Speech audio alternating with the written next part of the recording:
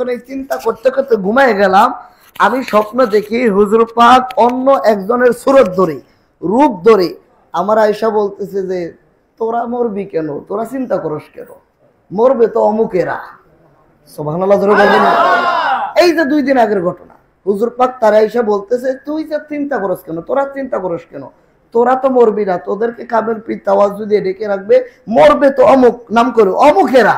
তার মানে আমাদের কোনো ভয় নাই যদি আমরা হুজুরের হুকুম মানি। হুজুরের হুকুম কি? তরিকার আমল করা, জাকের পার্টি করা। কথা কোন না? হুজুরের হুকুম কি? তরিকা করা, জাকের পার্টি করা। কাজেই যারা বিশ্বনির মুরিদ হয়ে বিশ্বনির অনুগত্য করবে, জাকের পার্টি মানবে, তাদের ইহকালে কোনো ভয় নাই, পরকালও ভয় নাই। দুনিয়া যদি তামাম সংসার বন্যা দিয়ে ভেসে যায়, হাঁসের বাচ্চার যেমন কোনো ভয় নাই, আমার দয়াল বাবার মুরিদের কোনো ভয় নাই। 95 সনের হুজুর পাকের নসিহত শরীফে হুজুর পাক বলছেন যে একবার দুর্ভিক্ষে মানুষ না খেয়ে মারা যাচ্ছে, তা এক পাগল নাচতেছে আর হাসতেছে। তা একজন বলে পাগল তুমি নাচতেছো হাসতেছো? পাগল ডাক দিয়ে বলে আমার মনিবের কোনো অভাব নাই। সুবহানাল্লাহ জোরে বলবেন। পাগল কি বলছেন? আমার মনিবের কোনো অভাব নাই। হুজুর পাক এই নসিহত করে হুজুর বলতেছে বাবা এটা আপনি বুঝেন, বাবা আপনি বুঝেন, তাহলে আপনিও বলতে পারবেন। তার মানে হুজুর বুঝাই দিলেন যে আমি তো তোদের আছি, তোরা বোঝ, তাহলে আমার মনিবের কোনো অভাব নাই। আরে সারে জাহানের পীর বাবাই, সারে জাহানের পীর বাবাই, বাবা জান মুজাদ্দে দিগো, বাবা ভবের গুরু গাউসুল আজম, বাবা জান মুজাদ্দে দিগো, বাবা জান মুজাদ্দে দি, বাবা তুমি হও আল্লাহর ওলি, ডাকো তারে নিরিবিলি, ডাক শিখাইতে পাপী গণকে, বাবা ডাক শিখাইতে পাপী গণকে, এলে তুমি এই ধরায় গো, এলে তুমি এ ধরায়, ভবের গুরু গাউসুল আজম, বাবা জানে মুজাদ্দে দি গো, বাবা জানে মুজাদ্দে দি। কাজেই আদমকে আল্লাহর খলিফা না মানার কারণে শয়তান কাফের হলো, নূহ নবীকে না মানার কারণে আল্লাহর প্রতিনিধিকে তারা ডুবে মরল, ইব্রাহিম নবীকে না মানার কারণে নমরুদ ল্যাংড়া বসে মারা গেল, হযরত মূসাকে না মানার কারণে ফেরাউন নীল নদে ডুবে মরল, আবু জাহেল আমার নবীকে না মানার কারণে বদরে তিনি জাহান্নামে চলে গেল। এই জামানায় বিশ্বলি আমার খাজাকে মানতেই হবে, না মানলে আল্লাহর গজব থেকে বাঁচার কোনো উপায় নাই। তাই বিশ্বলির পক্ষ থেকে এই জামানায় যিনি গজব থেকে মানুষকে ডাকার জন্য আহ্বান করতেছেন তিনি আল্লাহর প্রতিনিধি মুস্তাফা আমির ফয়সাল মুজাদ্দিদি। ওনাকে ছাড়া, ওনার অনুগত্য ছাড়া কোনো ঐক্য হইতে পারে? ঐক্য হইতে হলে জাকের বাড়ির চেয়ারম্যান মহোদয়কে লাগবে। আজকে আপনারা ঐক্যের ডাক দিচ্ছেন, 4 বছর আগে জাকের বাড়ির চেয়ারম্যান মহোদয় ঐক্যের ডাক দিয়েছে, আসেন আপনারা জাকের বাড়ির পতাকা নিচে আসেন, আপনারা আসেন নাই। এরপরে জাকের বাড়ির চেয়ারম্যান ইসলামী ঐক্য ফ্রন্ট গঠন করে আপনাদেরকে ডাকছে, আপনারা আসেন নাই। এখনো সময় আছে, যদি আল্লাহর গজব থেকে বাঁচতে হয় এবং দুনিয়ার ঝামেলা থেকে বাঁচতে হয়, নাম বললাম না আমি, যদি অন্য আক্রমণ থেকে বাঁচতে হয়, জাকের পার্টির পতাকা ছাড়া বিকল্প কোনো রাস্তা নাই। বাংলাদেশের সকল পীর মাশায়েখ, সুন্নি জনতা, তাম দেশবাসী মুমিন মুসলমান সকলকে আহ্বান করব, আপনারা জাকের পার্টির পতাকা নিচে আসেন, জাকের পার্টির চেয়ারম্যানের অনুগত্য করেন, জাকের পার্টি ইসলামী ঐক্য ফ্রন্টে যোগ দেন, তাহলে আল্লাহ তাআলা আপনাদেরকে রহমতের চাদর দিয়ে ঢেকে রাখবে। আল্লাহ পাক আমার দয়াল বাবার পাক কদম মোবারকে জীবনের শেষ নিঃশ্বাস পর্যন্ত রাসূলুল্লাহ সাল্লাল্লাহু আলাইহি ওয়াসাল্লামের সত্য তরিকার অনুসরণ অনুকরণ করে খাজা বাবার পাক কদম ধরে থাকার তৌফিক দেন, বলেন আমিন। হুজুর পাক বলছেন বাবা দুনিয়া থেকে নগদ বেহেশত কামাই করে নিতে পারো তোর যদি তোমরা আমার কথা মানো। তার মানে আমার পীরের অনুগত্য যারা করবে দুনিয়ারও বাদশা পরকালেরও বাদশা। কথা বলেন না, কথা বলেন না। দুনিয়ারও বাদশা পরকালের বাদশা। আমাদের ওয়াবদারের ডাইরেক্টর ছিলেন, নাম বলবো না আমি, প্রবীণ জাকের। তো ওনাকে দরবারে আসার কারণে বিভিন্ন মানুষ অ্যাঙ্কার করে, ক্রিটিসাইজ করে, তো উনি দরবারে যায় কাঁদতেছেন হুজুরের সামনে। হুজুর বলেন বাবা কি হয়েছে? হুজুর মানুষ আমাকে অ্যাঙ্কার করে, আমি নাকি দরবারে আসছি বড় লোক হওয়ার জন্য। হুজুর পাক এভাবে চেয়ার মোবারক একটু শোয়া ছিলেন। হুজুর পাক উঠে এভাবে আঙ্গুল মোবারক উঠায় বললেন বাবা বাদশার ছেলে বাদশাহী হয়, জান বাবা সুবহানাল্লাহ করে বলবেন না? হুজুর পাক আঙ্গুল উঠে বললেন, বাবা বাদশার ছেলে বাদশাহী হয়, জান বাবা। তাহলে আমার পীর কেবলাজান যেমন বড়, আমার পীরের মুরিদানের মর্যাদাও তত বড়। আমার নবী যেমন বড়, নবীর উম্মতের মর্যাদাও তত বড়। আল্লাহ যেমন বড়, আল্লাহর বান্দার মর্যাদাও তত বড়। আমার জাকের বাড়ির মহান নেতা যত বড়, তার সদস্যের মর্যাদাও তত বড়। আল্লাহ পাক আমার বাবার কদমে গোলাম হিসেবে কবুল করেন।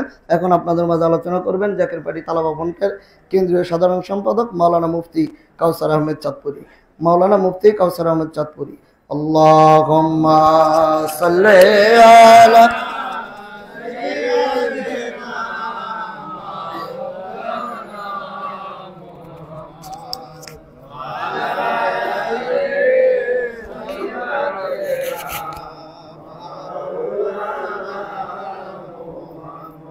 Allahumma salli ala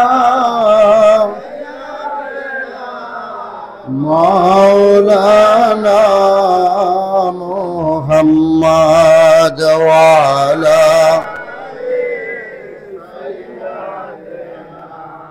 Maulana তুমি আল্লাহর প্যারা হাবিব,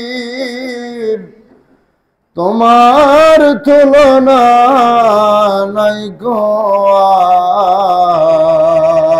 আর, তোমার মতো নরস ভ্রমণ করে নাই কোন পয়গম্বর।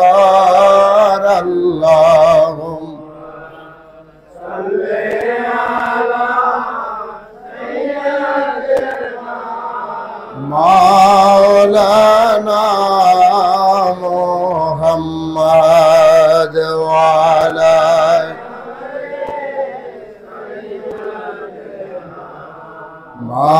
মাওলানা মুহাম্মদ লা ইলাহা ইল্লাল্লাহ লা ইলাহা ইল্লাল্লাহ লা ইলাহা ইল্লাল্লাহ মুহাম্মদ রাসূল হাসবি রাব্বি জাল্লাল্লাহ মা ফি কলবি গায়রুল্লাহ নূর মুহাম্মদ আলা ইলাহা ইল্লাল্লাহ লা ইলাহা লা ইলাহা মুহাম্মদ রাসূলুল্লাহ সাল্লাল্লাহু আলাইহি ওয়াসাল্লাম। কদম বুঝে আরজ করছি আমার আকা, আমার সাহেব, আমার দস্তগীর, আমাদের রাহনামা বিশ্ব ওলি দয়াল বাবা জিন্দা বাবা, আমার কেবলাদান হুজুর পাকের ফুত ও পবিত্র কদম মোবারকে কদম বুঝে আরজ করি কেবলাজান হুজুর পাকের আধ্যাত্মিক উত্তরাধিকার আমাদের মাথার তাজ মহামান্য বীর জাদাল হাজ হযরত খাজা মিয়া ভাইজান মুজাদ্দিদি সাহেবের পবিত্র কদম মোবারকে কদম বুঝে আরজ করি কেবলাজান হুজুর পাকের জিসমানি আওলাদ, মুসলিম বিশ্বের অবিসংবাদিত নেতা, হিজবুল্লাহর ইমাম, জাকের পার্টির মহামান্য চেয়ারম্যান মহোদয়ের ফুত ও পবিত্র কদম মুবারকে কদম বুঝে আরজ করছি খাজা হযরত মিয়া চাচাজান মুজাদ্দিদি, জাকের পার্টির মাননীয় সিনিয়র ভাইস চেয়ারম্যান, তরুণ অর্থনীতিবিদ ডক্টর খাজা হযরত মেজু চাচাজান মুজাদ্দিদি সাহেব দয়ের পবিত্র কদম মুবারকে কেবলাজান হুজুর পাকের পরিবার বর্গ, আহলে বাইত, সকল সদস্যবৃন্দের কদম মুবারকে লক্ষ কোটি কোটি কদম বুঝি এবং চুম্বন আরজ করি। দরবার শরীফে উপস্থিত আশেকান জাকেরান ভাই বোনেরা, পবিত্র জুমার নামাজ আদায় করার উদ্দেশ্যে ইতিমধ্যেই যাহারা বাংলাদেশের প্রত্যন্ত অঞ্চল থেকে আমার কেবলাদান হুজুর পাকের এই পবিত্র দরবার শরীফে যারা উপস্থিত হয়েছেন, যে যেখান থেকে আলোচনা শুনতেছেন লাইভ প্রোগ্রামের মাধ্যমে, যে যেখান থেকে আমাদের এই কথাগুলো শুনতে পাচ্ছেন, সকলের প্রতি আন্তরিক মোবারকবাদ ও সালাম। আসসালামু আলাইকুম ওয়া রাহমাতুল্লাহি ওয়া বারাকাতুহু। আল্লাহ পাকের দরবারে অগণিত শুকরিয়া আদায় করি যে মহান রব্বুল আলামিন আমাদেরকে পবিত্র জুমার নামাজ আদায় করার উদ্দেশ্যে আপন মুর্শিদের কদম পাকে এনে আমাদেরকে হাজির করে দিলেন। সেই মহান রব্বুল আলামিনের দরবারে শুকরিয়া আদায় করি, সকলে বলি আলহামদুলিল্লাহ। অজস্র কোটি দরুদ ও সালাম সেই নবী পাকের উপর, যাকে সৃষ্টি না করলে আল্লাহ পাক রব্বুল আলামিন কুল কায়নাত কোনো কিছুই সৃষ্টি করতেন না। সৃষ্টির ফাউন্ডেশন সেই পেয়ারা নবী রাহমাতাল লিল আলামিন হুজুর পাক সাল্লাল্লাহু আলাইহি ওয়াসাল্লামের রওজা মুবারকে দরুদ ও সালাম, সকলে বলি সাল্লাল্লাহু আলাইহি ওয়াসাল্লাম। সম্মানিত হাজিরিন, প্রাণ প্রিয় জাকেরান আশেকান ভাই বোনেরা, প্রতি জুমাবারের ন্যায় যাহার আজকেও আপন মুর্শিদের কদম মোবারকে জুমার নামাজ আদায় করার জন্য যাহারা ইতিমধ্যেই উপস্থিত হয়েছেন, যে যেখান থেকে আলোচনা শুনতে পাচ্ছেন, সারা বাংলাদেশে প্রস্তুতি চলছে মহাপবিত্র বিশ্ব ফাতিহা শরীফ 2025 কিভাবে আমরা উদযাপন করব। আকাশ বাতাস মুখরিত করে কাফেলা নিয়ে কিভাবে আপন মুর্শিদের কদম বিশ্ব জাকের মঞ্জিল 22 রশি পাক দরবার শরীফে আমরা আমাদের স্ব স্থান থেকে স্ব জেলা থেকে আমরা কাফেলা করে আমরা সেখানে যাইতে পারবো, সেই চিন্তায় এখন আমরা অস্থির হয়ে আছি। কিভাবে কার চাইতে কে কাফেলা বেশি বড় করতে পারে, কি বলেন? আমরা কি যেতে চাই কি চাই না? জোরে বলেন, চাই কি চাই না? কি আমি একা যাব নাকি সাথে কাউকে নিয়ে যাব? পরিবার পরিজনকে সাথে নিয়ে যাইতে হবে, কারণ আল্লাহ তাআলা কোরআনে বলেছেন কু আনফুসাকুম ওয়া আহলিকুম নার, তুমি নিজে বাঁচো, তোমার আহলে বাইতকেও বাঁচাও। তুমি নিজে বাঁচো, তোমার আহলে বাইতকেও বাঁচাও। আপনি একা নামাজ পড়লেন, আপনার ঘরের অন্য কেউ নামাজ রোজা করলো না, আপনার এই নামাজ কিন্তু আপনাকে জাহান্নামের দিকে নেবে, জান্নাতে নেবে না। আল্লাহর হাবিব সাল্লাল্লাহু আলাইহি ওয়াসাল্লামের যুগের হাদিস শরীফ একটি ঘটনা এসেছে যে এক জায়গায় একজন আল্লাহর বুজুর্গ বান্দা আছে, বুজুর্গ ব্যক্তি, ধরেন আল্লাহর ওলি ছিল। তিনি নামাজ পড়ে ইবাদত বন্দিগি করে যাকাত দেয়, সমস্ত ইবাদত সে আল্লাহর হুকুমগুলো মেনে চলে। এরপরেও আল্লাহ তাআলা বলতেছে ওই শহরটা, ওই গ্রামটাকে আল্লাহ তাআলা গজব দিয়ে ধ্বংস করে দিবে। ফেরেশতাদেরকে যখন এই কথা বলছে, ফেরেশতারা বলে আল্লাহ অমুক জায়গায় গেলাম, সেখানে যাইয়া দেখতেছি আপনার একজন বুজুর্গ, আপনার একজন প্রেমিক সেখানে ইবাদত বন্দেগীতে মশগুল আছে, সে নামাজ পড়তেছে, তেলাওয়াত করতেছে, ভালো কাজ করতেছে, আমি তো সেই জায়গাটা ধ্বংস করতে পারছি না। আল্লাহ বলে তাকে সহকারে ধ্বংস করো। কেন? সে তো আপনার ইবাদত করতেছে, সে তো আপনার হুকুম মানতেছে। আল্লাহ তাআলা বলতেছে সে একা আমার ইবাদত করতেছে, সে একা নামাজ পড়তেছে, একা আমার হুকুম মানতেছে, কিন্তু তার এলাকার ভিতরে, তার বাড়িতে, তার সমাজে সব মানুষ মুশরিকতার সাথে অন্তর্ভুক্ত, তারা কুফরি করতেছে, তারা নামাজ ছেড়ে দিচ্ছে, খারাপ কাজে তারা লিপ্ত আছে। অতএব তাদেরকে সে কোনো কথা না বইলা সে একাকী ইবাদত করতেছে। এই ইবাদত তো আমি আল্লাহ কশিন কালো পছন্দ করি না। আমি তো জানিয়ে দিয়েছি তুমি নিজে বাঁচো, তোমার আহলে বাইতকে বাঁচাও। চিৎকার মেরে বলেন আল্লাহু আকবার। এখন আপনি একা দরবার শরীফে যাইবেন, আপনার ছেলে কোন দিকে যায় সেই খবর নাই। ভুল বলতেছি? কথা কেনা ভুল বললাম? আপনি জাকের পার্টির জন্য জীবন দিয়ে দিচ্ছেন, আপনি খাজা ফরিদপুরের মুরিদ হইছেন, আপনি পুরুষ শরীফ কাজা করেন নাই, ফাতিহা শরীফ একটাও কাজা করতেছেন না, আপনি হাজার হাজার লক্ষ লক্ষ টাকা খেদমত দিচ্ছেন, কিন্তু আপনার শিকড় তো আপনি গোড়া যেটা সেটা তো আপনি হারাইয়া ফেলাইছেন। আপনার স্ত্রী, আপনার সন্তান, আপনার জামাই, আপনার নাতি নাতকুর যারা আছে, ভবিষ্যৎ প্রজন্ম যাহারা, এদেরকে আপনি বিশ্বলীরে চিনান নাই, এদেরকে আপনি জাকের পার্টি কি জানান নাই, এদেরকে আপনি জাকের পার্টি চেয়ারম্যানকে চিনাইলেন না। আপনি যত বড় নেতার খেতা হন, আপনার এই নেতৃত্বে কিচ্ছু আসে যায় না। কথায় কষ্ট পাইতে পারেন, রাগ হইতে পারেন, আপনি যদি অপরাধ করে থাকেন তাহলে আপনি কষ্ট পাইবেন। যদি আপনি এই দোষে যদি দোষী হয়ে থাকেন তাহলে আপনার কষ্ট হওয়ার কথা। এই কষ্টটা আমি আপনাকে রাগ হয়ে দিচ্ছি না, এই কষ্টটা আপনার সাথে আমার কোনো শত্রুতা আছে? কথা কয় না, চুপ করে আছে।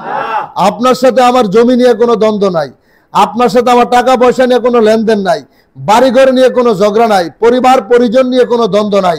এরপরও যদি আপনি আমার এই কথায় কষ্ট পেয়ে থাকেন তাহলে আপনাকে বুঝতে হবে যে আপনি এই দোষটা করেছেন আপনার পরিবারকে, আপনার সন্তানদেরকে, আপনার আত্মীয় স্বজন যারা আছে, এখনো যদি আপনি তাদেরকে জাকের পার্টির চেয়ারম্যানকে চিনাইতে না পারেন তাইলে আর কবে চিনাইবেন? এখনো যদি তার প্রত্যেকটা কর্মসূচি, তেনার প্রতিটি কথা, তার প্রত্যেকটা ভবিষ্যৎবাণী একেবারে টেলিভিশনের পর্দায় যেভাবে সিনেমা দেখতেছেন, নাটক দেখতেছেন, তিনার প্রত্যেকটা কথা ঠিক এইভাবে পরিপূর্ণভাবে বাস্তবায়ন হচ্ছে, এগুলো দেখার পরেও যদি সন্তানকে, প্রতিবেশীদেরকে যদি আপনি জাকের পার্টির চেয়ারম্যানকে যদি আপনি চিনাইতে না পারেন, গর্বের সাথে আপনি যদি অহংকার করে বলতে না পারেন যেটা আমার পার্টির চেয়ারম্যান, এটা আমার কেবলাদান হুজুর পাকের আওলাদ, তাকে দেখো বিশ্বের বুকে অন্য রাজনৈতিক দল, তাদের নেতা আর আমার নেতার মধ্যে কত পার্থক্য। তারা ভোগ বিলাসিতায়, ক্ষমতার জন্য, দেশকে ধ্বংস করার জন্য উঠে পড়ে লেগেছে, আর আমার পবিত্র নেতা দেশবাসীকে বাঁচাইবার জন্য একটার পর একটা কর্মসূচি দিচ্ছে, ভবিষ্যৎবাণীগুলো করে দিচ্ছে। কি বলেন? এটাও যদি আপনি বলতে না পারেন তাহলে আপনি কিসে জাকের বাড়ি করবেন? এগুলো তো মিথ্যা কোনো ঘটনা না, মিথ্যা কোনো গল্প কাহিনী না, এগুলো তো বাস্তব কথা। যা ঘটতেছে, যা ঘটবে তিনি আপনাদেরকে জানাইতেছে। ঘটনা ঘটার পরেও তো যায়া সন্তানদেরকে আপনি সতর্ক করতে পারেন। চুপ করে আছেন যে সবাই? ঘটনাগুলো ঘটার পরে তাদেরকে আঙ্গুল দিয়ে দেখায় দেন, বাবা হিসাবে, ভাই হিসাবে, ঘরের কর্তা হিসাবে, অর্থাৎ ঘরের অভিভাবক হিসাবে আপনি দেখায় দেন আঙ্গুল দিয়ে যে দেখছো বিশ্ব পরিস্থিতি কি ঘটতেছে। আমার খাদা বাবাকে তো তোমরা ভণ্ড বলেছো, আমার ভাইজানকে নিয়ে তোমরা মন্তব্য করেছো, তোমরা আমাদেরকে কথায় কথায় বলো আমরা বৃদ্ধ হয়ে গেছি, আমরা কি বুঝি, পীর মুরিদি কেন করি। আমাদের এই সিমটম গুলো তোমরা দেখো। আমার বিশ্ব আলী কি বলে গিয়েছিলেন, আমার ভাইজান জাকের পার্টির চেয়ারম্যান কি বলছেন। আজকে যেইভাবে যুদ্ধের দামামা বাজতেছে, ভারত পাকিস্তান অলরেডি মনে করেন লেগে গেছে, ওইদিকে রাশিয়া আমেরিকা লেগে যাচ্ছে। কি বিশ্বযুদ্ধ কি আর বেশি দূরে আছে? তৃতীয় বিশ্বযুদ্ধ বেশি দূরে আছে? এখন আপনি আমি কোন দিকে যাব? অলরেডি এই যে ফিলিস্তিনকে কেন্দ্র করে ইসরায়েলের বিরুদ্ধে সারা দেশে যে স্লোগান চলছে, গত জুমায় বলি, তার আগেও বলছি, আমরা তো মুখে মুখে স্লোগান দিচ্ছি, আমরা একদল আরেক দলকে বুঝাইতে চাচ্ছি যে কে বড়, কার দল বড়। গাজাবাসী তো এটা আমাদের কাছে চায় না, গাজাবাসী এটা চায় নাই যে আপনারা প্রতিহিংসার বশবর্তী হয়ে একটার পর একটা March for Gaza, free for Palestine আপনারা দেন, এই আমরা চাই না। আমরা যদি ঐক্যবদ্ধ হতে না পারি, এই মার্চ ফর গাজা দিয়ে কি লাভ? কথা বুঝেন নাই? এই যে বাংলাদেশ থেকে, বিভিন্ন রাষ্ট্র থেকে রাস্তায় বের হওয়ার মূল উদ্দেশ্যটা কি? জাতিকে বোঝানো কি বিশ্ব মুসলিম এক হও। জাকের পার্টির চেয়ারম্যানের স্লোগান এটা ছিল না? তিনি আমাদেরকে স্লোগান শিখিয়ে দিছে যে ফিলিস্তিন বিজয় হোক, ইসরায়েল